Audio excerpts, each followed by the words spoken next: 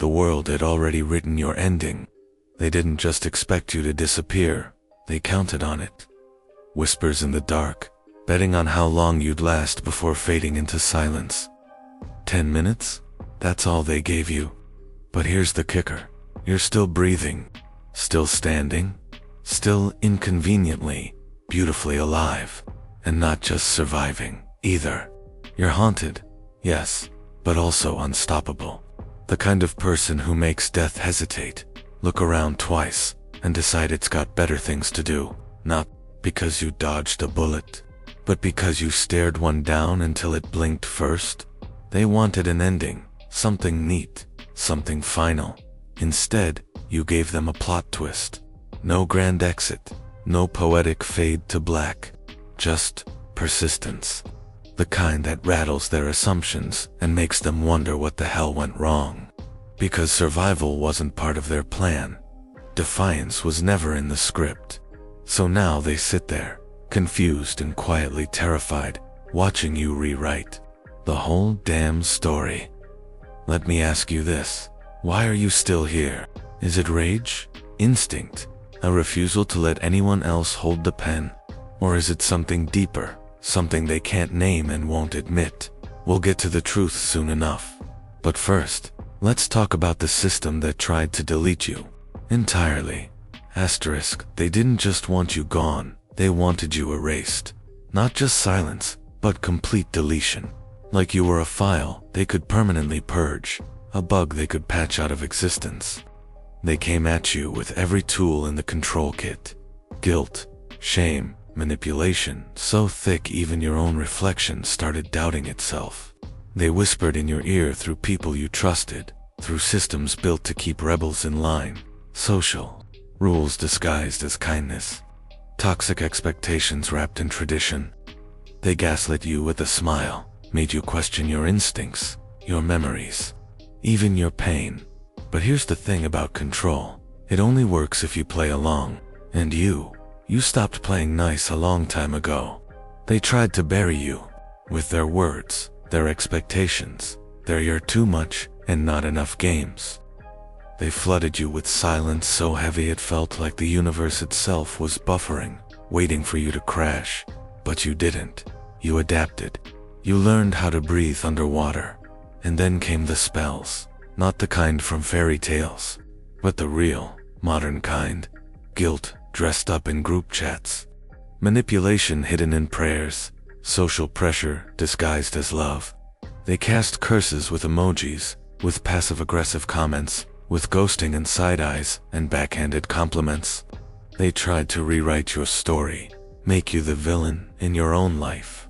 Tried to make you believe you deserved the pain, that you brought it on yourself. Spoiler, death didn't show up. Not because you were lucky, because you were too complicated, to kill, too unpredictable, too unwilling to fold.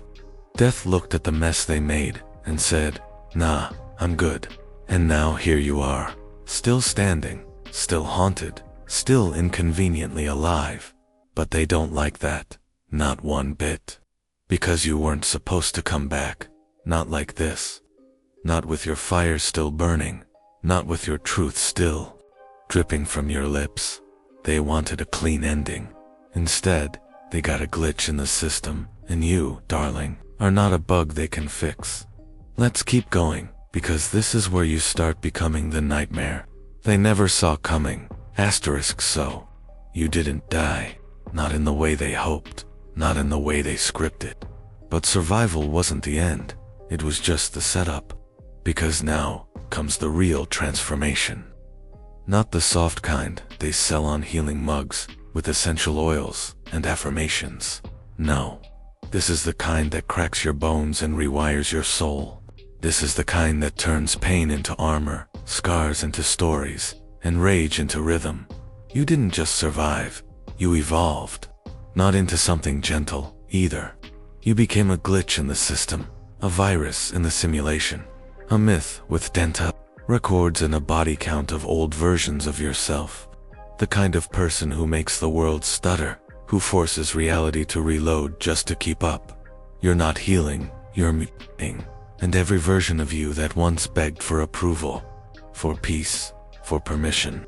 Gone. Burned away in the fire they lit. They tried to define you, label you, diagnose your rebellion, medicate your instincts, box your magic. But boxes don't hold fire. And now here you are, not the same soul that walked into hell, but something sharper, something they can't categorize, something that doesn't ask for a seat at the table, but builds its own throne out of the wreckage they left behind. You don't fit in their stories anymore. You're not the hero they root for, not the victim they pity, not the villain they love to hate. You're something else entirely. A force, a frequency, a glitch that doesn't just crash their system, it corrupts the backup files. You're the kind of person who walks into a room and the air changes, not because you demand attention, but because your presence alone reminds everyone of what they tried to erase. And that's the real kicker. You didn't come back broken. You came back hybrid, part ghost, part thunder, full glitch. You wear your trauma like it's fashion week for the unhinged. You laugh where they expect tears, stay silent where they wait for screams. You turned your pain into punchlines and your scars into weapons. You bled irony and wore defiance like a second skin. They called you cursed, toxic, unhinged, perfect. That just means you make them uncomfortable in all the right ways. That means you're not playing their game anymore. That means you exploded their mold, and now you're walking proof that survival isn't about healing. It's about becoming something they can't delete, something they can't predict, something they can't ignore. And now, you're not just a glitch, you're the system failure they never saw coming. Let's keep going, because this is where it gets dangerous. Asterisk, let's talk about peace, the kind they sell you in candle shops and mindfulness apps, the kind that comes with soft lighting, affirmations printed on mugs, and a side of just let it go. They want you to believe peace is silence, stillness, submission. But here's the truth. Peace isn't calm water. Not for you. Peace is the war you declared when you decided not to die. It's the chaos you carry like armor. It's the storm you wear without apology. They tried to bury you with silence, tried to drown you in it, make you believe that quiet was healing, that disappearing was peace, that obedience was closure. But silence didn't save you. Defiance did. And now every breath you take is a disruption. Every word you speak is a rebellion. You don't whisper your truth anymore. You vibrated into the air like a frequency only the broken and brilliant can hear. You used to think peace meant forgetting, letting go, pretending the past wasn't clawing at your ribs every time someone smiled too sweetly or said your name wrong. But now you know better. Now you understand that peace isn't about erasing pain. It's about owning it, wearing it like battle scars, making it work for you instead of against you. Your trauma isn't holding you back, it's fueling you. It's the fire under every step, the rhythm behind every refusal to fold. And that terrifies them, because you're not the kind of survivor who fades into the background. You're not the inspirational poster they can hang next to the coffee machine. You're not the gentle soul who forgives and forgets. No, you remember everything. You carry the weight, but you don't buckle under it. You glitch through their world, with your head high, your voice sharp, and your presence undeniable. They wanted peace to be passive. Instead, you made it dangerous. You turned stillness into strategy, silence into a weapon, healing into war. Not the kind with bombs and battles, the kind where you stop playing by their rules, where you stop asking for permission to exist, where you stop pretending your rage is noise and start treating it like a signal that something needs to change, that you are changing it. Now, every time you walk into a room, the air shifts. Not because you demand attention, because your energy demands it. You bring tension, discomfort, truth. You don't blend in. You don't soften your edges to fit their mold. You laugh where they expect tears. Speak when they want silence. Stay standing when they hoped you'd fall again. You're the contradiction they can't resolve, the unresolved ending they wish they could fix. And here's the final twist. You don't need their approval. You don't need their peace. You're not trying to fit into their world anymore. You're trying to break it, to rebuild it in your image. One where survival isn't just about lasting, it's about evolving. Where healing isn't about erasing the past, but wielding it. Where peace isn't silence, it's power. So go ahead. Keep rattling cages. Keep haunting rooms. Keep refusing to play nice while the world tries to rewrite your story. Because peace isn't what they sold you. Peace is what happens when you decide to keep going, louder, fiercer, and more unapologetically you than ever before. And trust me, this is just the beginning of the noise you're about to make. Let's get one thing straight. Your pain isn't holding you back. It's not dragging you down like some heavy chain. And it's definitely not something you need to heal from, in the way they sell on those soft focus mugs with inspirational quotes. No, your pain is not a weakness. It's not even a wound anymore.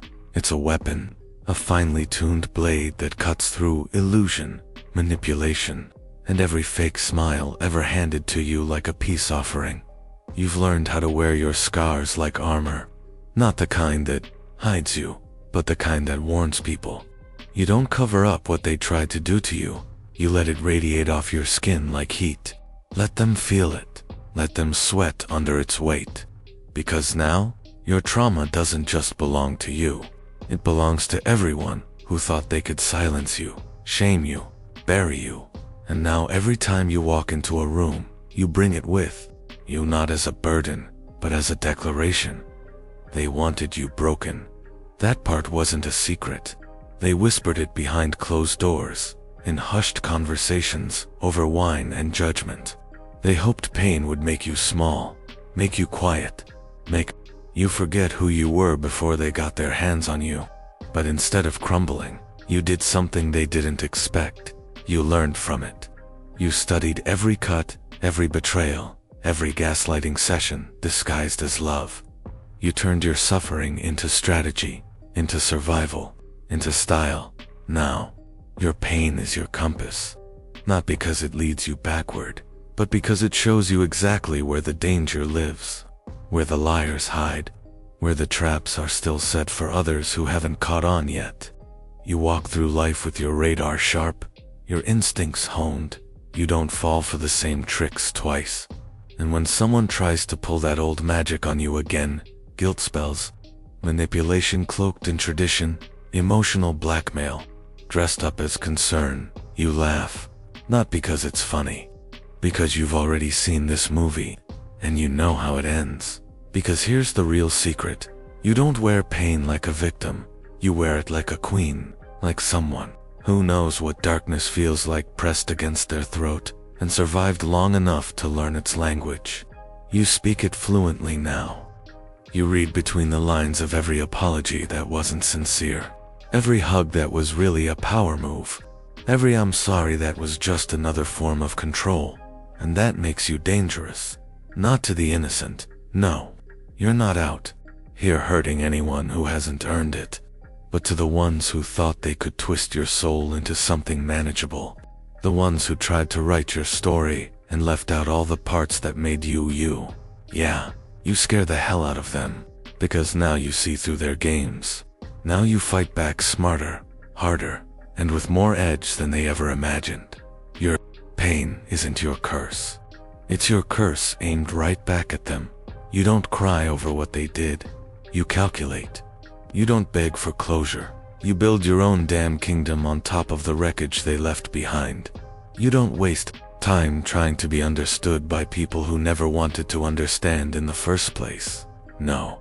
You use your pain like a scalpel, cutting through lies, exposing rot, removing dead weight. And now look at you, still breathing, still haunted, still inconveniently, beautifully alive, but also stronger, sharper, more unapologetically you than ever before. So go ahead, keep wearing your pain like power. Because that's exactly what it is. And trust me, we're not done rewriting the rules yet. Asterisk, they thought they knew what to expect from you. Thought they had your number, your type, your story, already filed under tragic. But manageable. But here's the thing. You stopped being predictable the moment you refused to die. And now, you're not just surviving, you're haunting. Not in the ghostly sense though.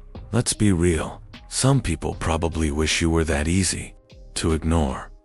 No, this is something deeper. Something more permanent. You've become the kind of presence that lingers. The kind that sticks in someone's throat when they try to sleep at night. The kind of energy that walks into a room and makes the air feel heavier, like it knows something they don't. You're not scary in the jump scare way.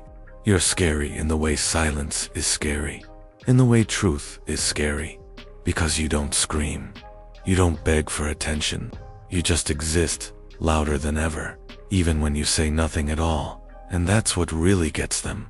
Not your rage. Not your pain. Not even your defiance. It's your presence. The fact that you're still here, still aware, still unapologetically. You, the kind of person who doesn't just remember what they did. You wear it. You walk through life with your scars glowing like warning signs. You speak in punchlines that sting because they're too close to home. You laugh where they expect tears, and that unsettles them more than any outburst ever could. Because see, ghosts are easy to dismiss. They fade. They whisper from the past. But you're a living nightmare. A walking reminder that they didn't win. That their attempts to erase you backfired so hard, they can't even explain how you're still standing. You're not just proof that they failed, you're proof that they never stood a chance. Not once you decided to stop playing by their rules. Now, every time they look at you, they see something they can't quite name. Something that doesn't fit in their neat little boxes. You're not the victim they wanted. Not the hero they expected. Not even the villain they tried to write you as. You're something else entirely. A glitch in their narrative. A virus in their system. A myth with dental records and a body count of old versions of yourself. And that's terrifying, because myths don't die. Myths evolve. Myths get passed down. Myths haunt. So now, you don't just live, you echo. You echo through conversations they pretend never happened, through memories they wish would stay buried, through the silence they tried to force on you. You show up in places they thought were safe, in rooms where no one said your name, but somehow, everyone felt your absence, or worse, your return. You're not just a survivor anymore, you're a warning. A living, breathing, cautionary tale for anyone who thinks they can control you, silence you, or rewrite your story without consequences. You remind people that trauma doesn't always destroy. Sometimes it refuges, sometimes it sharpens, and sometimes it creates something they can't contain, can't categorize, and definitely can't delete. That's why they whisper your name like it's a curse, like it's a bug in their code, like it's something they should have fixed before it got this far. But it's too late now. You're not hiding. You're not apologizing. You're not fading away just to make them comfortable. No, you're doing something much more dangerous. You're staying. You're evolving. You're becoming. And the scariest part, this is only the beginning. Asterisk, you didn't just survive. You rewrote the rules. Not with a pen or a peaceful protest, but with every scar, every refusal to stay quiet. Every time you stared down silence and laughed. You weren't born to follow scripts anymore. Hell, you weren't even born to fit in them. No, you were made for something messier, something more dangerous. You were made to disrupt, not to be digested. And now, here you are, not playing by their laws, not begging for approval, not pretending their world makes sense. You stopped asking for permission the second you realized it was never going to be freely given. You don't knock on doors waiting for someone to let you in. You broke through the walls. Built your own kingdom out of broken apologies, stolen closure, and all the things they tried to erase. You wear your defiance like armor, your weirdness like a war cry, your pain like it's fashion week for the unhinged. Because here's the truth, healing isn't about becoming soft. It's not some gentle process where you slowly forget what they did to you. No, real healing is war, a full-on riot inside your soul, and you're not hiding behind barricades. You're leading the charge. You've declared open season on silence, on fake peace, on every system that tried to delete you. They thought pain would make you small, that trauma would shrink you into a corner, keep you whispering instead of roaring. But you flipped the script. You took your wounds and turned them into weapons. Every cut became a lesson. Every betrayal became strategy. Every lie told to you sharpened your instincts until you could smell deception from a mile away. Now when someone tries to gaslight you, manipulate you, wrap guilt around your throat like a noose, you laugh because you've already seen this movie, and you know how it ends. You don't ask for seats at their table anymore. Why would you? When you can build your own damn throne, one made from everything they threw away. Made from every apology they never gave, every truth they buried, every time they said you were too much. You sit tall on that throne, unbothered, untamed, unapologetically you, and everyone who once whispered that you'd never last. They feel it, the shift, the weight of your presence alone. You're not trying to be understood by people who never wanted to understand in the first place. That ship has sailed. You don't waste your energy explaining yourself to anyone who wasn't there when it happened. You stopped chasing validation the second you realized it came with strings. Strings meant to keep you small, obedient, manageable. But you were never meant to be managed. You were meant to unravel, control itself.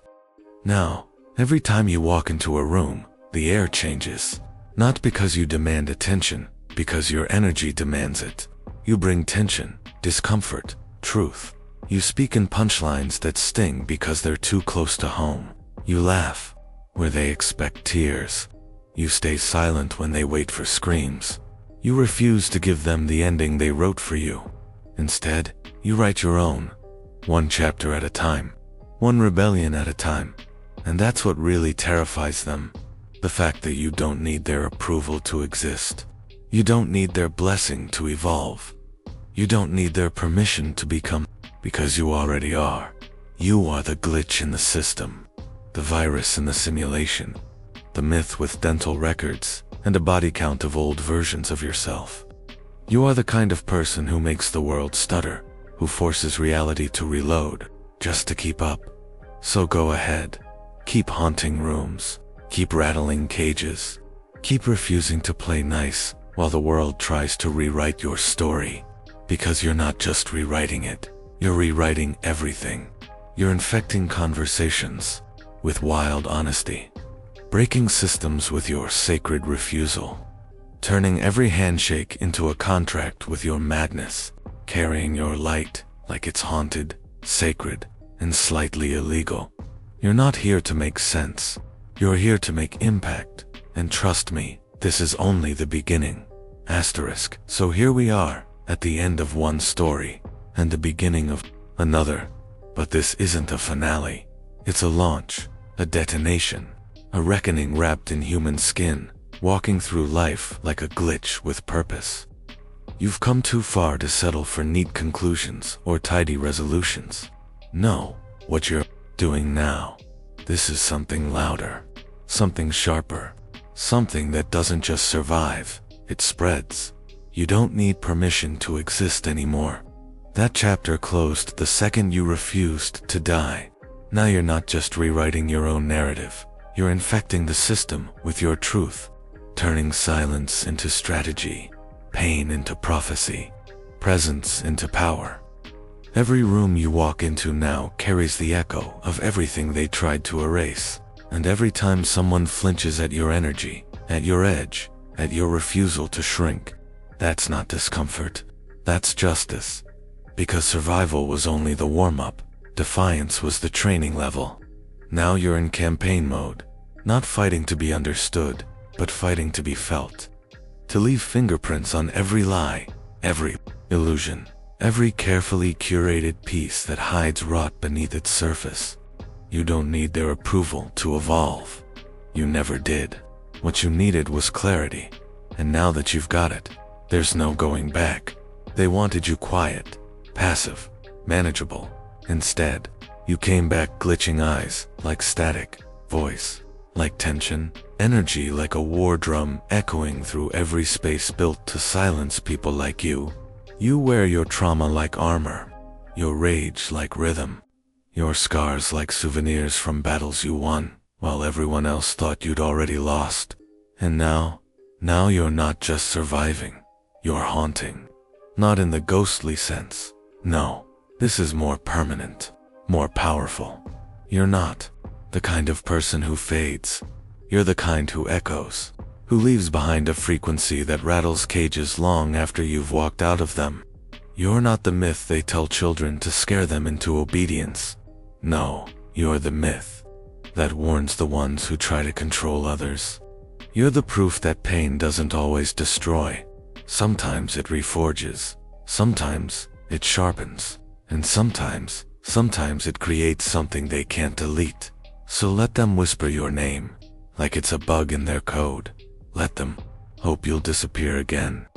Let them sit there, confused and quietly terrified, watching you rewrite the whole damn story. Because you're not hiding, you're not apologizing, you're not fading away just to make them comfortable. You're not even trying to fit into their world anymore. You're trying to break it, to rebuild it in your image. One where survival isn't just about lasting, it's about evolving. Where healing isn't about erasing the past, but wielding it. Where peace isn't silence, it's power. And now, every time you speak, every time you show up unfiltered, unbothered, and unapologetically you do something dangerous. You remind others that they don't have to stay small either. That survival isn't the end, it's the setup. That pain isn't weakness, it's warning. That healing isn't passive, it's war. And that sometimes, the most revolutionary thing you can do is simply refuse to die. So go ahead, keep rattling cages, keep rewriting rules, keep haunting rooms, and breaking systems, and leading others through the fire you already survived. Because you weren't put here to play nice. You were put here to evolve, to disrupt, to defy, to become. And baby, you're right on schedule. Let the reckoning begin.